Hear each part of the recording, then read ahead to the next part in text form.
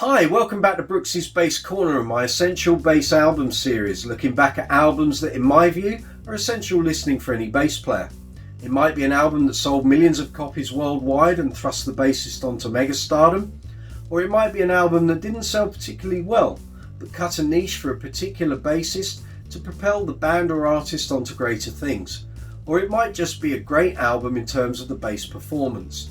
Either way, I think these albums deserve your attention, and perhaps by watching this video you might be intrigued to check the album out for yourself, and who knows, maybe it will excite you as much as it excited me when I first discovered it. Sadly, due to copyright restrictions, I can't use audio examples from the album, but where suitable I will indicate particular songs and their timestamp that I'm referring to. Also, check the description box for video links of selected tracks from this album. If you enjoy the video, please hit the subscribe button below, hit the notification bell so that you receive notifications when I post up new videos, and please give the video a thumbs up, I'd really appreciate it. If you have any comments or questions regarding the album or the video, leave them below and I'll come back to you as soon as I can. On with this episode's album, it's Living Colour's Vivid. At a time when dance music was on the rise and rock was dominated by hair-sprayed, makeup-enhanced boys who looked good in videos, in July 1988 a band appeared who redefined and attempted to break down the barriers of black music and the preconception that rock was the property of white artists. Formed in 1984, bassist Muzz Skillings, guitarist Vernon Reid, drummer Will Calhoun and vocalist Corey Glover were not a band that were going to settle for the status quo, nor did they take no for an answer. After impressing the likes of Mick Jagger, who produced 2 tracks on the album, and creating a buzz in New York, musical politics aside, there was no denying the band's message, musicianship or the quality of their songwriting. The album reached number 6 in the US album charts, and although it never charted in the UK, the album is coveted as a Class A example of the rock-funk hybrid that was developing in the late 80s. Skillings only stayed for 2 albums, but he certainly left his mark on the bass playing community, and at the time of recording Vivid, he was most commonly seen with standard and custom ESP Horizon instruments and a Spectre NS2 bass, all fitted with steel round wounds. Amplification was either Trace Elliott, Ampeg or Gallien-Kruger, with the occasional Hartke XL cabinet, which were flavour of the month at the time. Malcolm X's Message to the Grassroots speech from 1963 opens Cult of Personality before Vernon Reid's guitar riff sets the tone, and the powerhouse rhythm section joins the musical blitzkrieg.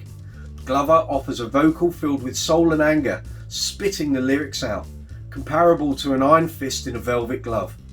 Will Calhoun became the talk of the drumming community, with his incendiary drumming and explosive sound, a far cry from his sound whilst with Harry Belafonte, while Reid's face-melting solo needs no introduction. Tone, technique and expression, it's all there. As an initial calling card, Cult of Personality is some statement of intent. I Want to Know is more standard pop rock fare by comparison, but the bass tone is sublime. A tight fingerstyle tone is embellished with razor-sharp plucks and snaps throughout. The lyrics for Middle Man come from a suicide note Glover wrote, but as he is quoted as saying, he managed to work things out for himself. The track is a rock groove bass workout, the rhythm section flexing their muscles a little. Desperate People, A Tale of Drug Addiction makes great use of dynamics in the second half of each vocal line in the verse, letting Calhoun's thunder drumming stand out, but in fact each band member stands out on their own merits. Skillings more than holding his own in the bass department. Open Letter to a Landlord starts with a soulful vocal chorus from Glover that eventually makes way for a killer, tight fingerstyle bass groove that underpins the verses before dropping back to a halftime figure in the subsequent choruses. Chuck D and Flavor Flav from Public Enemy offer their rap talents across a bass solo from 2 minutes 8 to 2 minutes 17 on Funny Vibe, a funk rock rap instrumental featuring a slap groove that's tighter than 2 coats of paint. Memories Can't Wait features a 16th bass figure in the verses, whilst featuring some slid harmonics, perhaps played on a fretless, in the later section of the song from 3 minutes 18 onwards. If you're looking for a bass solo of sorts, head to 2 minutes 16 in Broken Hearts, where Skillings decorates the dusty end of the fretboard with a melodic fingerstyle solo that totally fits the style and context of the song. Glamour Boys received significant airplay in the UK in the summer of 1988, which gave the UK audience a false sense of what the band were about, but it was one of the Jagger produced songs, the other being Which Way to America with its in-your-face slap tone.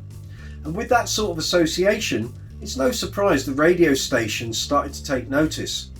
No wonder Guns N' Roses felt aggrieved when Living Colour supported the Stones in 1989, a slot Guns N' Roses thought was rightfully theirs. As a debut album, Vivid was an angry ball of colourful energy that still shines brightly. So what's your favourite colour? If you enjoyed the video, please hit the subscribe button below, hit the notification bell so you receive notifications when I post up new videos, and please give the video a thumbs up, I'd really appreciate it.